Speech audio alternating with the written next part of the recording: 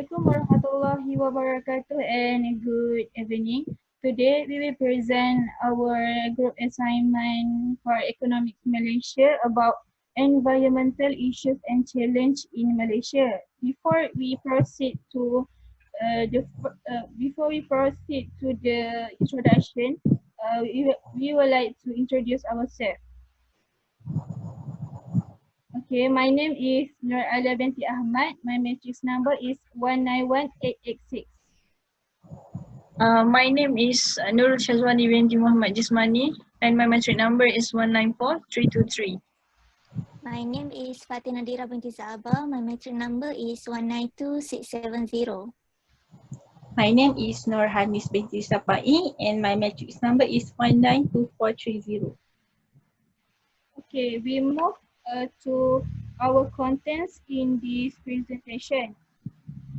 First, the conclusion will be presented by me, Alia Ahmad.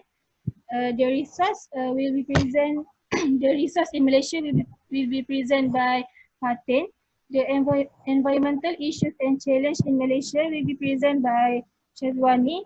Environmental law in Malaysia will be presented by Hanis, and the conclusion will be back to me.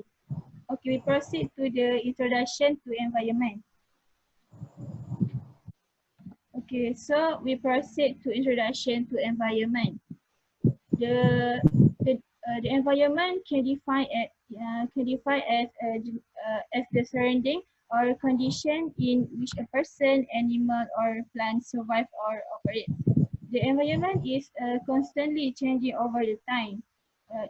We need to become increasingly aware of the environmental issues that are causing this change. The environmental issues also can be defined as the harmful effects of human activity on the biophysical environment. There are many pollutions such as pollution in plants, water, and air. Okay, the pollution in addition can occur when the natural environment cannot destroy an element without creating harm or damage to itself. The major current environmental issues that we can see now is included climate change, global warming, pollution, environmental degradation, resource depletion, solid waste management, deforestation, and overpopulation. Environmental issues must be taken seriously as it has a negative effect on natural elements. There are an absolute need for life to exist on Earth. Okay, next slide. Okay, this is infographics about pollution, like environmental pollution, plants, water pollution, toxic pollutions, bacteriological danger, and atmospheric pollutions. Okay, so I pass to Fatin for the next slide. Thank you, Alia. Next is resources in Malaysia. First, we have mineral. As we know, Malaysia is a very rich mineral resourceful country in the world, but the exploitation rate is also identified. The government has adopted policy to attract the foreign investment in the mineral sector in Malaysia. It's a signatory to the Multilateral Investment Guarantee Agency (MIGA) and to the Convention Set Investment Dispute (ICSID). Next is fisheries. Fisheries in Malaysia is one of the most important components of the environment and rich in aquatic resources and also the subsector of agriculture. There is general consensus that inland and coastal or marine capture fishery are in decline.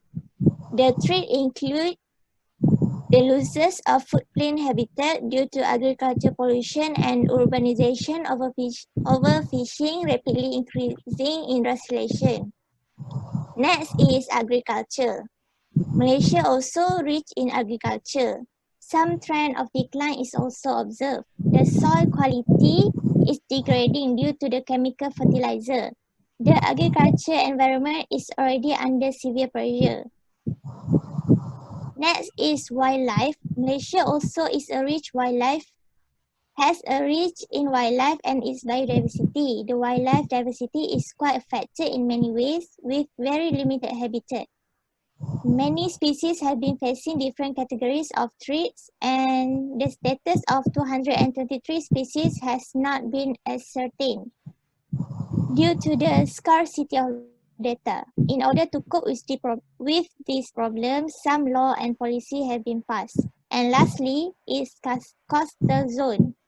Moreover, the coastal zone of Malaysia is rich in natural resources, offering many tangible and intangible benefit to the nation. The mangrove with spectacular wildlife and wide biodiversity, fisheries and 28 of shrimp species, shrimp culture activity, shipping and inland navigation, shipbreaking, oil and gas exploration are some examples of this benefit. Next, I pass to Wani. Okay, thank you, Fatin. I'll present about environmental issues and challenges in Malaysia. Malaysia is a high dense resourceful country. Is suffering from various environmental problems, such as pollution, land degradation, deforestation, and etc. One of the pollution is river pollution. River pollution is caused by the mine wastewater and sludge began with the rapid development of tin mining, which is a traditional industry that started at the turn of the century about 100 years ago. Meanwhile, in recent years, we face air pollution that caused by tremendous increase of road traffic that has accompanied economic development. Next, we also face water pollution, which is caused by household wastewater in urban areas. And then we also face haze. Haze is a smoke and fog caused by particulate matter. It is due to the huge forest fires on Kalimantan Island and in other parts of the Indonesia across the sea from Malaysia. Oil pollution of the sea and deforestation is due to regional development of various kinds. Proceed to the next slide. So the general public is increasingly aware of the fact that they have to pay more for the management of the environment that is based on the end of pipe approach.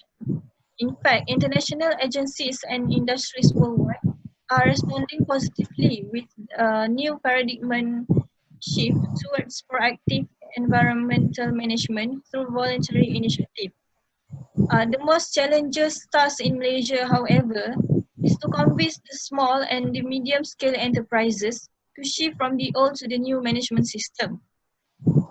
So while the local government agencies remain the key players in the management of urban ecosystem, they still lack human resources and the capacity to handle new challenges. Next page. Okay, for the various environment protection program are being practiced at the individual, organization and government levels with the aim of establishing a balance between man and environment. Environmental protection can be defined as a practice of protecting the natural environment on the individual, organizational or governmental levels for the benefit of the both environment and humans. Environmentalism is a social and environment movement addresses environmental issues through advocacy, education, and activism. And I'll pass the presentation to Hanis. Okay, so next is environmental law in Malaysia. Due to the environmental issue, Malaysia has implemented some of law in Malaysia, which is to overcome the environmental issue. So the government of Malaysia have implemented Environment Quality Act 1974, Environment Quality Order 1989, Protection of Wildlife Act, the National Park Act 1980, and the International Environmental Law. Other than that, the state of Sabah and Sarawak also took the initiative to overcome this environmental law in Sabah and Sarawak. These are some of the law there, which is Natural Resources and Environmental Ordinance 1949, Strait Settlement Ordinance 1894, Mining Enactment 1929, and Forest Enactment 1934. The environmental law is able to overcome the environmental issues such as water pollution, wastewater, air pollution, solid waste management, and destruction of forests and others. And which we are known nowadays, these are the benefits of the law. First is to reduce the environmental issues which are stated above and which are presented by Wani just now. So second is the law is to educate young generation to be alert with their surrounding, so that when they see the pollution anyway, they can report to the government and to the environment department ministry. So third is to encourage people to be more loving the environment. So nowadays we have also managed to conserve and reserve our forest, which is we have saved some of the habitat of the animal. Next is to produce more efficient and effective surrounding. This which mean by if efficient and effective surrounding, which is we will have more clean and more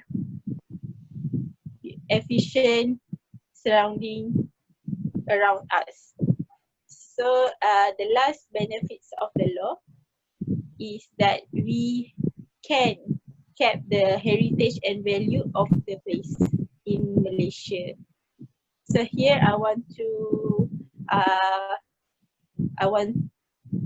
highlight that the law is important in Malaysia, so that we have to follow the rules so that we can overcome the environmental issue and reduce it, so that we can have harmonious environmental issues in Malaysia. So next, for the conclusion, I pass to Alia. Thank you, Hanis. Okay, for the conclusion, to summarize what we present today, population overgrowth and technology advancement have all led to the increase in demand for resource for optimal survival. However, we must not forget that the environment has been forced to pay a huge price for the same, and we all should be responsible enough to do our bit in order to curb the ever-increasing environmental pollution, or else it may be difficult for future generations to even survive on this planet. Okay, next slide. Okay, it is because the environment plays an important role in the healthy living of human beings. It matters because it is the only home that humans have, and it provides air, food, and other needs. For example, like the trees. The trees provide oxygen that human needs, and it also needs to absorb carbon dioxide to produce breathable air. Trees are more than just a part of our natural landscape. They provide shelter, for wildlife, and add to the beauty to the world.